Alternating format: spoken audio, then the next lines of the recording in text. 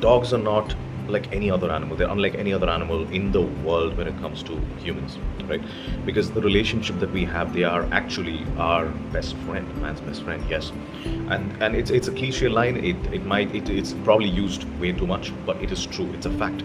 Dogs have been with us roughly between 20,000 to 10,000 years is what they've said, what different sources say, but the most conservative estimate, 10,000 years. It's not hundreds of years, 10,000 years. It's a long time. From our caveman days to now, we've used dogs in various ways. They've helped us in various ways. They've guarded our caves, they've guarded our cattle, they've guarded our fields, they've helped us hunt. All of these are food sources, the sources of our existence, right? The reason for our existence.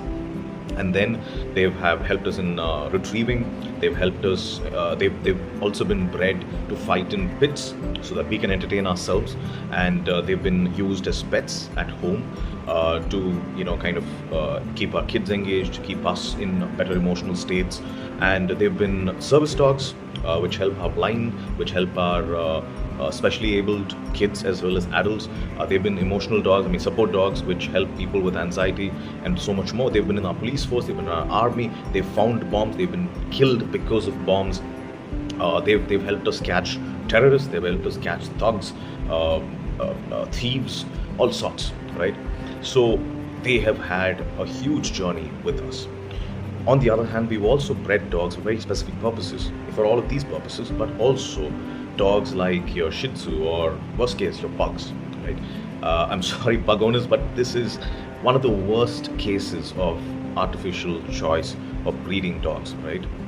We have influenced pugs as a breed so badly that there are pugs that can't breathe, that can't eat properly, that can't walk, that can't run properly. I've even seen pugs that can't even shit properly.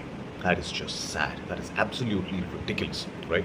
But we are responsible for all of that. So, after having used these animals in so many capacities, and again, just to reiterate that point, all of the dogs that exist today came from some kind of common ancestor, right? But of course, it doesn't happen as a linear, evolution.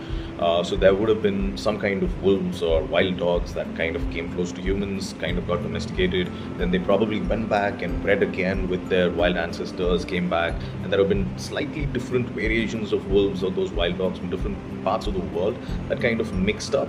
But in spite of those variations, today we have hundreds of breeds of dogs, so which means we have specifically bred them for various purposes and used them for those purposes, which means they have been extremely resourceful for us, right?